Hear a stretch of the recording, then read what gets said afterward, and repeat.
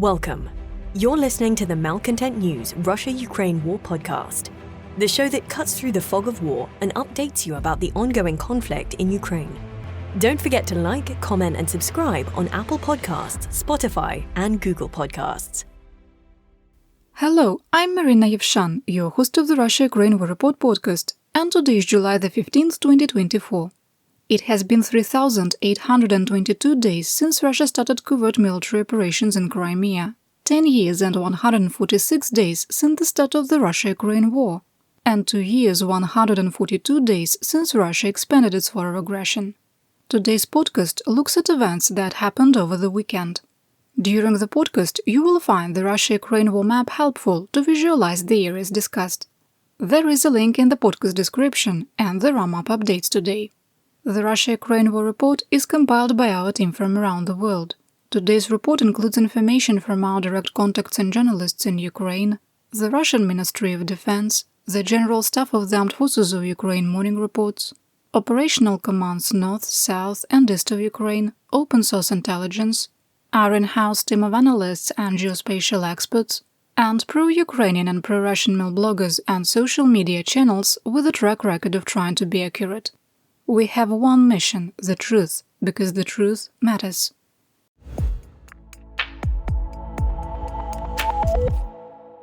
Here is my daily assessment. 1. We maintain that Russian losses of armor, mobility and personnel are unsustainable, even for Moscow, with clear indications that Russian combat potential is declining. 2. We maintain that Russia will continue to make tactical gains during its current offensive, but the lack of strategy, low troop morale, poor battlefield medicine, corruption, and degraded logistics issues make it highly unlikely that Russian forces will be able to exploit any new breaches in 2024. 3. We maintain that the NATO alliance's policy of escalation management is a failure, and Russia will continue to set conditions for kinetic acts of aggression in Europe. 4. Doubts about the competency of US President Joe Biden and the threats to leave NATO and end support to Ukraine by presumptive Republican presidential candidate Donald Trump are a direct threat to global stability and Ukraine's military capabilities in 2025 and beyond. 5. Russia will continue to commit increasingly worse violations of international humanitarian law until international watchdogs and Ukraine's allies take a unified and firm stance. 6. The Ministry of Defense of Ukraine must hold Ukrainian field commanders who make critical mistakes accountable for their errors. 7. We maintain the world is caught in the mutually assured destruction and stability paradox. 8. Russia's sustained attacks on Ukraine's energy infrastructure, which has destroyed over 80% of its combined thermal and power plant capacity, is a continuation of Russian crimes against humanity that started in October 2022, as outlined in 4 arrest warrants issued by the International Criminal Court.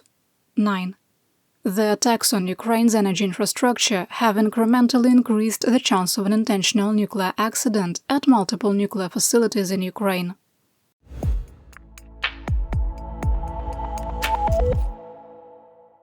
Over the weekend, Russian attacks on civilians and civilian infrastructure killed at least 19 and wounded 98. On Friday night, Russia launched 5 Shahed-136 one-way drones, with 4 shot down. The 5th appeared to veer off course, fly over Belarus for over an hour, and crashed near Gomel. On Saturday, Russia launched 2 Kh-59-69 guided air-to-surface missiles and 2 Iskander-M short-range ballistic missiles, with both guided missiles shot down. 1 Russian Iskander-M SRBM struck the railroad station in the settlement of Budy. 30 minutes later, during the emergency response, the station was attacked a second time. 2 people were killed, including Artem Kostyrya, the head of the Kharkiv District Department of Ukraine State Emergency Service in Kharkiv Oblast. 25 people were injured, including 5 railway workers and 2 children. During a civilian evacuation from Staritsa, which is on the front lines near Vovchansk in the Kharkiv Oblast, a booby trap placed by Russian forces in a recently liberated part of the village was set off, wounding 6. 3 suffered significant trauma from the blast, aged 18 to 63. The VKS, that's the Russian Aerospace Forces, also bombed Vovchansk, wounding a 68-year-old woman, one of fewer than 50 civilians that have remained in the settlement since Russia started its attacks on May the 10th. Rocket attacks on Kupiansk wounded 2 pensioners on Saturday and a third on Sunday. On Friday in the Donetsk Oblast, Russian artillery, rocket, missile and airstrikes killed 5 and wounded 23. The worst incident was an artillery attack on a bus stop in Mirnograd, which killed 3 and wounded 10, including a 16-year-old. Russian attacks on Saturday killed 6 more civilians and wounded 11. A third attack on Mirnograd on Sunday targeted an administrative building, killing 1 and wounding 6. At the time of recording, at least 2 more people are missing. On Saturday, Russia shelled the Vasilivka district of the Zaporizhia Oblast, wounding 1 civilian. In the Kherson Oblast, a Russian drone struck a house in Boryslav, critically wounding a 94-year-old woman, who suffered shrapnel wounds, a traumatic brain injury, and lost part of a leg. Additional Russian drone attacks wounded a 62-year-old in Stanislav and 2 more civilians in Antonivka. On Saturday morning, Russian forces shelled Kherson, killing a 72-year-old woman in the courtyard of her apartment building and wounding 2 more. Throughout the day, 4 more people were killed, including a married couple in Komushane, and 6 wounded, including a 16-year-old girl who lost her arm. On Sunday, Russian forces did another double-tap attack targeting emergency services on the outskirts of the city of Kherson, wounding a firefighter. He was one of 8 civilians wounded from Russian attacks across the oblast. Near Nikopol in the Dnipropetrovsk Oblast, Russian one-way drones targeted firefighters responding to a brush fire caused by Russian shelling. 1 emergency services worker was wounded and a fire truck was damaged. On Sunday, Russian artillery shelling of Nikopol critically wounded a 70-year-old man. After the attack, a 69-year-old woman stepped on a downed power line that was still energized. She survived the electrocution but is in critical condition. Also, on Sunday in the Sumy Oblast, the center of the settlement of Bilopilya was hit by 18 Grad rockets, wounding 3 civilians and causing widespread damage.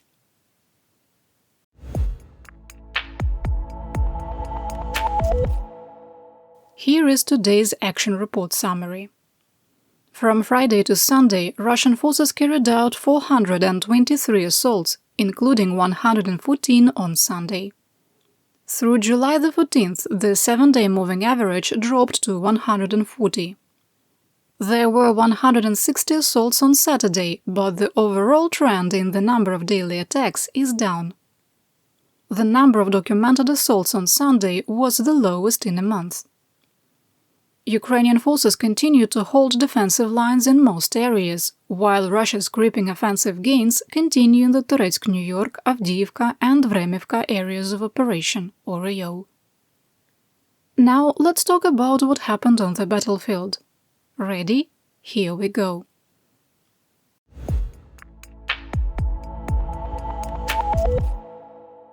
Starting in the Kharkiv Oblast, we begin in the Liptsi-Vovchansk AO, where fighting continued in Vovchansk and the northern and northeastern edges of Hlyboke, where the situation was unchanged. Members of the Russian Africa Corps in the Belgorod region shelled a Ukrainian position near the village of Zelene using an anti-tank guided missile. This confirms earlier reports that Moscow had transferred members of the Africa Corps, formerly the private military company Wagner Group, to fight in Ukraine. Everything is going to plan in Putin's sanitary zone. Northwest of the city of Kharkiv, Ukrainian forces pushed out Russian troops occupying the border village of Sotnitsky Kozachok.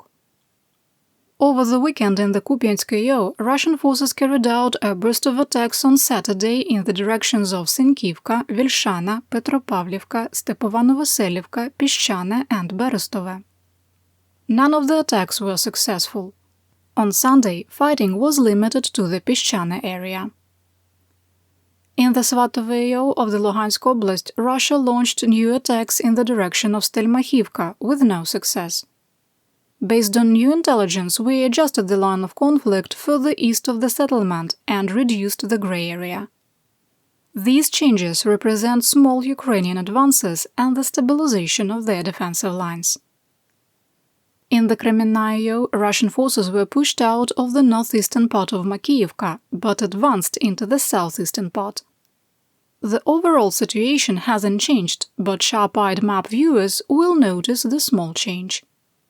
Renewed Russian attempts to advance in the direction of Kharkivka were unsuccessful.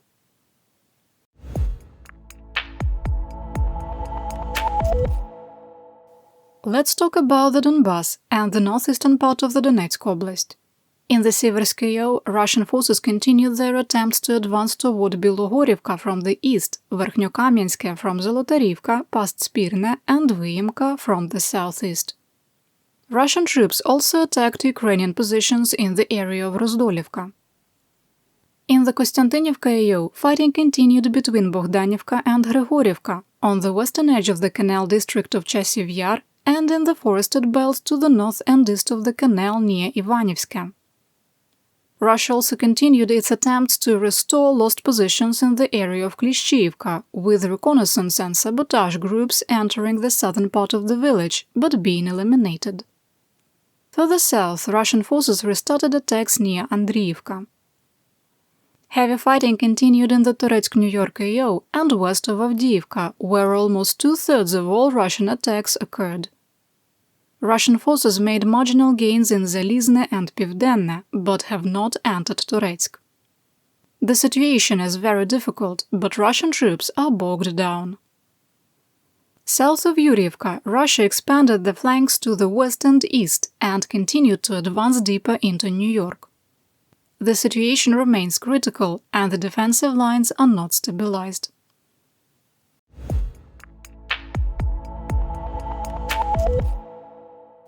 Heavy fighting also continued in the Avdiivka AO. Russian assaults near Novoalexandrivka, Lozovatske, Progress, Vozdvizhenka, and on the northern edge of Novoselivka, Purge continued. Everything we geolocated this weekend was within 200 meters of the existing line of conflict. South of occupied Umanske, fighting continued on the eastern edges of Yasnobrodivka and Karlivka, with no change in the situation. In the Vuhledar AO, the situation was unchanged. Russian and Ukrainian sources reported continued fighting in Krasnogorivka, on the outskirts of Paraskoviivka and Kostantinivka, and between Vodyane and Solodka. In the Vremivka AO, Ukrainian forces withdrew to the northern edge of Urozhaine, with Russian forces taking back territory that was liberated a year ago. Over the weekend, explosions were reported near the airport in Russian-occupied Mariupol. After the sounds of several explosions, smoke from two fires could be seen from the city. At the time of recording, there was no other information, and due to the hot weather, NASA Fire Information for Resource Management Systems has a lot of false signals.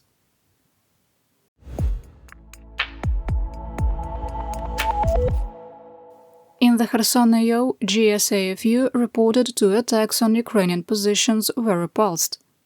In a sign that Russia may be preparing to increase offensive activity, the illegitimate leader of the occupied regions of the Kherson Oblast, Vladimir Salda, signed an order banning all local residents from accessing a 15-kilometer exclusion zone on the east bank of the Dnipro River.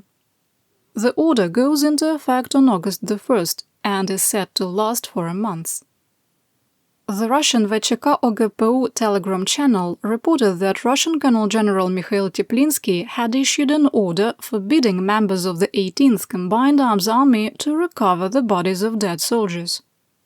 There continue to be unconfirmed rumors that on June 30th, Teplinsky suffered a serious concussion or other closed head injury. The Russian Ministry of Defense has a policy of no body, no death certificate, no benefits. Other commanders have ordered to leave the dead on the battlefield to hide losses, and in at least 3 cases since 2022 continue to collect the pay of dead soldiers. South of the city of Dnipro, a Russian Iskander-M missile appeared to hit an air defense launcher between Antonivka and Voloska. You're listening to the Malcontent News Russia-Ukraine War Podcast. Our team of journalists, researchers, and analysts is funded by readers, listeners, and viewers just like you. To support independent journalism, please consider becoming a patron. You can find us on patreon.com/malcontentnews.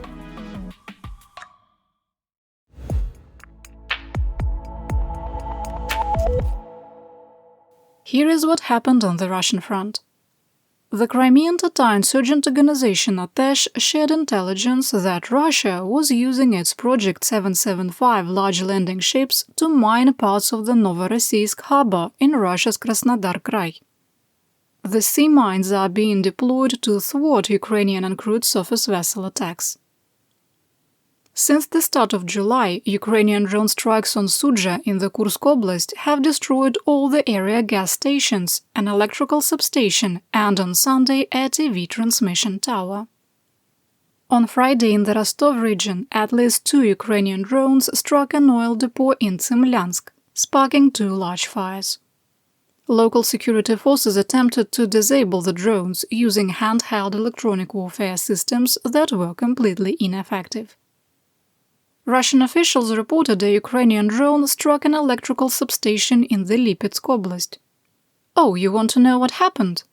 We are waiting for pictures because the Russians said there was no damage, no casualties, and all drones were intercepted.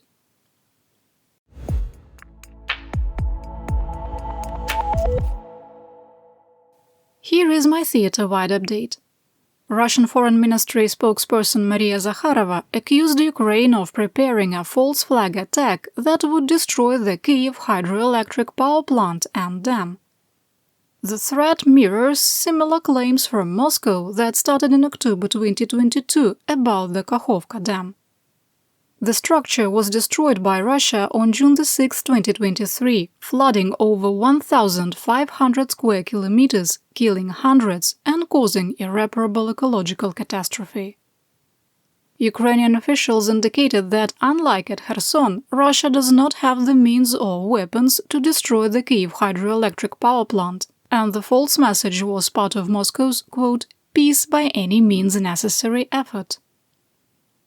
President of Ukraine Volodymyr Zelensky traveled to Ireland over the weekend and met with Irish Prime Minister Simon Harris.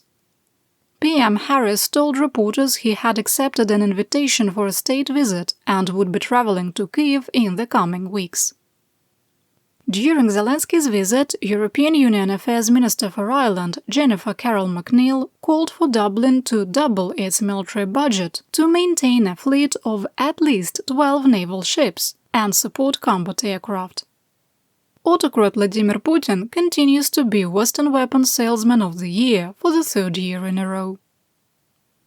Dmytro Lubinets, Human Rights Commissioner of the Verkhovna Rada of Ukraine, said that Ukraine is already filling a 3rd prisoner of war camp and now has enough POWs to do an all-for-all exchange with Russia. Work to open a 4th camp has started. Despite the rapidly growing number of POWs, Moscow refuses to consider the swap. Quote, I have to admit that the Russians are very reluctant to release the defenders of Mariupol from captivity. In the beginning, we saw how they held demonstrative trials for the members of the National Guard of Ukraine, and now they are doing something similar to the prisoners of war from the 36th Marine Brigade. They gathered them in one penitentiary where the conditions are extremely bad. Many Ukrainian soldiers are being tortured, and our Marines get huge prison sentences. Unquote. Igor Zhovkva, deputy head of the Office of the President of Ukraine, denied reports that Kyiv had declined to receive Saab JAS-39 Gripen fighter aircraft from Sweden. Last week, during an interview with the United States state media agency Voice of America, Swedish Foreign Minister Tobias Billström said that Sweden was ready to supply Ukraine with fighter jets, but Ukraine decided to halt this process. According to the US news agency Bloomberg, Ukraine will only have 6 operational F-16s by the end of August, and up to 20 by the end of 2024. An unnamed NATO official said that training ground crews to prepare the aircraft for different missions, hardened hangars, and other storage areas to protect the aircraft on the ground, and sustainment and logistics are very difficult issues. Canada announced it was allocating $280 million to train Ukrainian pilots to fly the F-16. This is in addition to the $350 million military aid package announced during the NATO summit. Czech President Petr Pavel said that as part of the Czech Republic-led ammunition initiative, Ukraine would receive 50,000 more artillery shells in July and August, and then 80,000 to 100,000 shells a month through the rest of 2024. Polish Foreign Minister Radosław Sikorski has stated that Warsaw is considering Kyiv's proposal to intercept Russian missiles heading towards Polish territory while they are still in Ukrainian airspace, apparently ignoring pressure from Washington, D.C. and NATO. Quote, "Our dilemma is the following. If we shoot them down only when they enter our airspace, the debris is a threat to our citizens and our property. And the Ukrainians are saying, please, we will not mind, do it over our airspace when they are in imminent danger of crossing into Polish territory. To my mind, that's self-defense." Outgoing NATO Secretary-General Jens Stoltenberg said that he was opposed to Poland shooting down Russian missiles over Ukraine. Quote, "NATO's policy is unchanged. We will not be involved in this conflict. We will not become part of the conflict. So we support Ukraine in the destruction of Russian aircraft, but NATO will not be directly involved." Unquote. Would you prefer we die a little quieter while you debate Putin's imaginary red lines?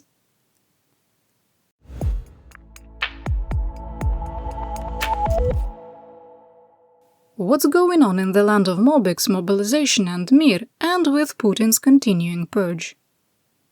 In 24 hours, 2 associates of former Russian Minister of Defense Sergei Shoigu died under questionable circumstances. Businessman Igor Kotelnikov was accused of giving bribes to the Ministry of Defense. He was set to testify against former Deputy Minister of Defense Timur Ivanov, who was considered a Shoigu insider. He died in a pre-trial detention center while in a punishment cell. The official cause of death was a blood clot. On the same day, General Magomed Khandaev, a direct report to Ivanov, died at age 61 for undisclosed reasons. Khandaev was also expected to testify against his former commander. And that's what we know. Your support of my home, Ukraine, helps us make history and protect the future for all. You've been listening to the Malcontent News Russia-Ukraine War podcast. To help keep us independent, please consider providing financial support by becoming a patron. Want on-demand news in your hand? Download the Google News app and make Malcontent News one of your favorites to receive breaking news updates. Thank you for listening.